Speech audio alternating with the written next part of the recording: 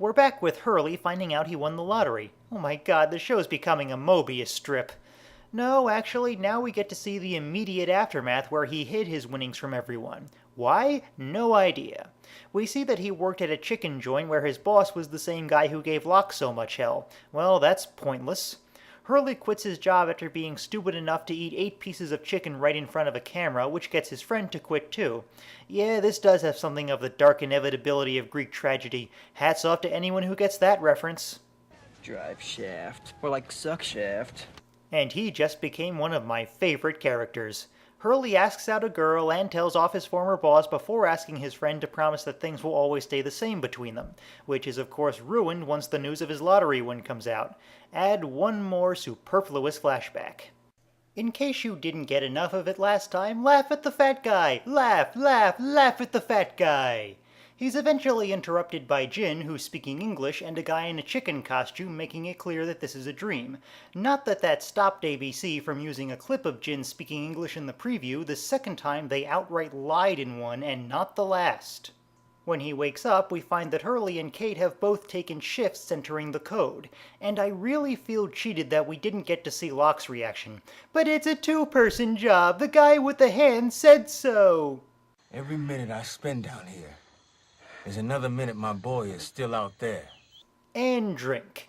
Sawyer's shoulder is looking pretty gross, but enough of that because they're let out of the pit, and Sawyer stays in thinking who knows what. Charlie asks Hurley what's under the hatch and he's evasive, which naturally pushes Charlie's buttons. And the time you told me you were worth $150 million. It's 156 million. I'm sorry.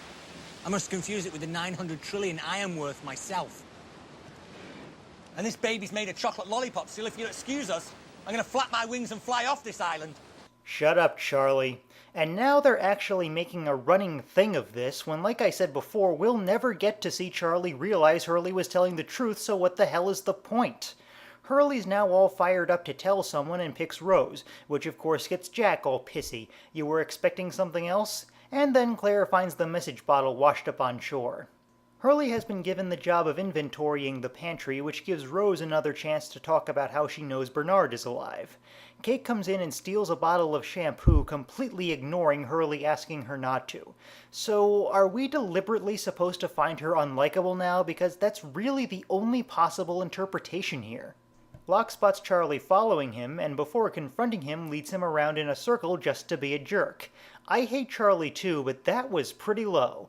He thinks getting Aaron back earned him the right to be led in the loop. Have you forgotten what show you're on? These people break out in hives if they give up any secrets.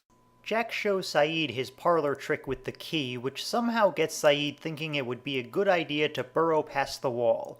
Sawyer is convinced to come out of the hole, making that first bit nothing but filler.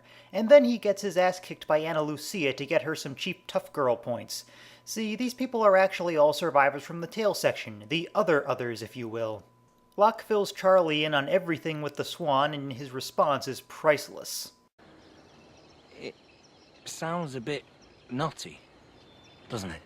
I'm actually willing to take back one Shut Up Charlie for that. He also finds out Hurley is in charge of the food and asks for some peanut butter, but Hurley's not ready to give anything out yet. I never thought this had happened, but it did. You become one of them. One of them? Them. The man. Management. I thought we were friends. You've changed, man. Shut up, Charlie. Well, that reprieve didn't last long.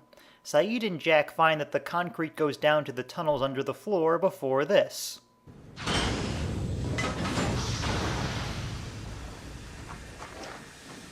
Did you hit something? Oh, nice, Jack. Between the two of you, I sure know who I'd blame for something like this. The noise is actually Kate taking a shower because we need to hint at a nude woman somehow. Michael meets one of the tailies named Livy, though we learn nothing about her, and then they arrive at the place they've been living, another Dharma station called the Arrow. They have a secret knock and everything, which already makes them 10 times more competent than the guys in the Swan. It turns out the first person Claire told about the bottle was Shannon. Is she on drugs? Next up is Sun, who they saddle with deciding what to do. Nice.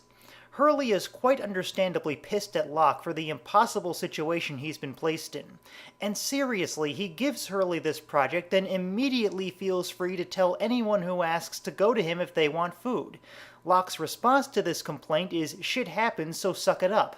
Well, that doesn't mean you have to help the process. I'll say it again, what a perfect asshole. Locke refuses to listen even when Hurley brings up that they should have listened to him about the hatch in the first place, so Hurley instead tries to blow up the pantry. I know everyone who mouths off to Locke has to be made to look as bad as possible, but this is really ridiculous. Hurley spells the whole situation out to Rose while I'm just pissed off at how the episode refuses to acknowledge Locke's part in putting him in this situation. Rose talks him down and he decides the only thing to do is spread the food among everyone for one big party. Meanwhile, Sun buries the bottle. Yeah, Claire sure wouldn't have come up with that on her own. In fairness, this will be something of a plot point later in the season, but it still seems like a stretch when they could have just had Sun find the bottle in the first place. And it's finally time to meet Bernard, and oh my god, Rose married Holland Manners! Demon! Well, actually, the twist is clearly supposed to be that he's white, which just makes me feel like the producers are doing this.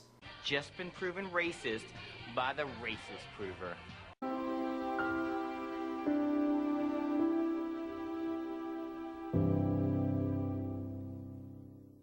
My score for Everybody Hates Hugo is 4 out of 10.